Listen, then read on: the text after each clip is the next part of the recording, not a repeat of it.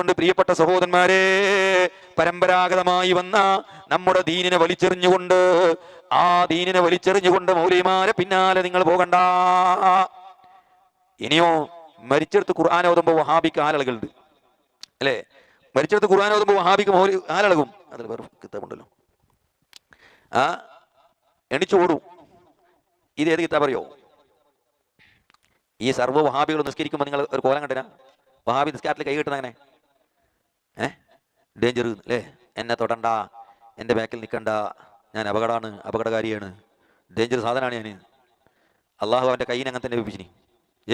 Danger ചിന്നെ, എൻ്റെ പിന്നാലെ കൂടിയിരുന്നോ, ഞാൻ ഡേഞ്ചറാണ്, അപായ അപായ അപായ.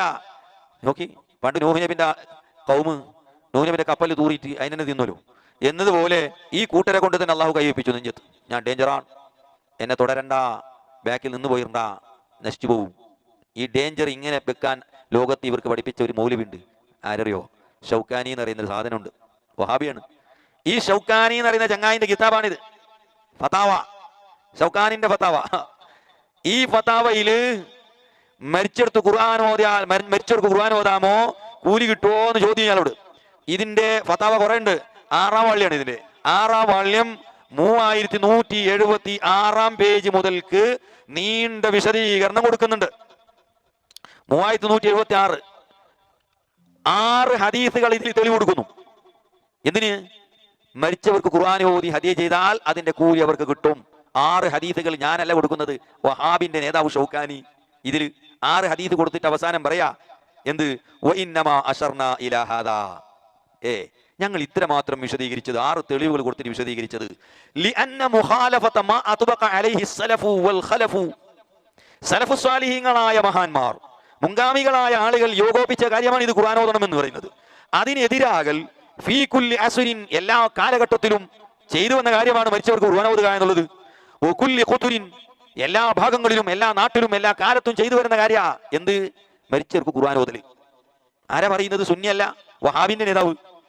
മിനത്ത് തഖർറുബി ബിത്തിലാവത്തി ഇലാ അർവാഹിൽ മൗത, മരിച്ചവരുടെ ആത്മാവിന് വേണ്ടി ഖുർആൻ ഓതുന്ന ഏർപ്പാട് പണ്ട് മുതൽക്ക് തന്നെ സലഫു സ്വാലിഹീങ്ങളും മുൻഗാമികളായ ഇമാമിങ്ങളും എല്ലാ നാടുകളിലും എല്ലാ കാര്യങ്ങളിലും ചെയ്ത കാര്യമാണ്. അതിനെതിരാകൽ എത്രത്തോളം ഹത്താ സ്വാറ ഇജ്മാഅൻ ഫിഇലിയൻ, അത് ഫിഇലിയായ ഒരു ഇജ്മാ ആണ്. യസ്തഹ്സിനുഹു ജമീഉൽ മുസ്ലിമീൻ, സർവ്വ മുസ്ലിമീങ്ങളും നല്ല കാര്യമായി കാണുന്നതാണ്. വയറൗനഹു മിൻ അഅ്ളമിൽ ഖുറബ്, അത് ഏറ്റവും നല്ല പുണ്യകർമ്മമായിട്ടാണ് മുസ്ലിമീങ്ങൾ കാണുന്നത്. ആ നല്ല കാര്യത്തിനെതിരാകൽ ലാ യംബഗി ലിആലിമിൻ, ഒരു വിവരമുള്ള മനുഷ്യർക്ക് യോജിച്ചതല്ല. അൻ യജ്സിമ ബിബുതുലാനിഹി, അത് തെറ്റാണെന്ന് പറയാൻ ഒരു മനുഷ്യനും യോജിച്ചതല്ലെന്ന് രേഖപ്പെടുത്തുന്നത് സലഫികളെ ഞങ്ങളല്ല, നിങ്ങൾക്ക് നെഞ്ചിന്റെ മുകളിൽ കൈകെട്ടണമെന്ന് പഠിപ്പിച്ചു തന്ന നിങ്ങളെ ഷൗക്കാനി എന്ന മൗലവിയാണ്. ഷൗക്കാനിന്റെ ഫതാവയിലാണ് മൗലവിമാരെ. ഞങ്ങളെ കിതാബല്ല വായിക്കുന്നത്, നിങ്ങളെ മൗലവിന്റെ കിതാബാ വായിച്ചത്. മരിച്ചെടുത്ത് ഖുർആൻ ഓതുന്നത് അല്ലെങ്കിൽ മരിച്ചവർക്ക് വേണ്ടി ഖുർആൻ ഓതുന്നത് അത് പണ്ട് മുതൽക്ക് തന്നെ നടന്നു വരുന്ന കാര്യമാണെന്നും സലഫു സ്വാലിഹീങ്ങൾ ചെയ്ത പ്രവർത്തനമാണെന്നും അതിനെതിരാകാൻ പാടില്ലെന്നും അത് അത് തെറ്റാണെന്ന് പറയുന്നത് ഒരിക്കലും ശരിയല്ല എന്ന് നിങ്ങളെ മൗലവി, നിങ്ങളെ നേതാവ് അദ്ദേഹത്തിന്റെ ഫതാവയിൽ വളരെ കൃത്യമായി രേഖപ്പെടുത്തുമ്പോൾ തള്ളിക്കളയാൻ സാധിക്കുമോ മൗലവിമാരെ? നിങ്ങൾക്കിത് സാധിക്കുമോ? എത്ര തെളിവുകളാ! ഇതും ഇബ്നു തൈമിയ്യയുടെ കിതാബാണ്, ഇവരുടെ നേതാവിന്റെ ആണ്. അയാളും പറഞ്ഞു 70,000 തഹ്ലീൽ ചൊല്ലിയാൽ മരിച്ചവർക്ക് കൂലി കിട്ടും. ഈ കിതാബിൽ വളരെ വ്യക്തമായി പറയുന്നു. നമ്മളൊക്കെ സുന്നികൾ ചെയ്യുന്നില്ലേ 70,000 തഹ്ലീൽ? അത് ചെയ്താൽ കൂലി കിട്ടുമെന്ന് അദ്ദേഹത്തിന്റെ ഫതാവ ഈ ഫതാവയിൽ വളരെ കൃത്യമായി രേഖപ്പെടുത്തുന്നുണ്ട്. ഇതിന്റെ 175 പേജിൽ വളരെ കൃത്യമായി രേഖപ്പെടുത്തുന്നുണ്ട്. 70,000 തഹ്ലീൽ ചൊല്ലിയാൽ മരിച്ചവർക്ക് കൂലി കിട്ടും.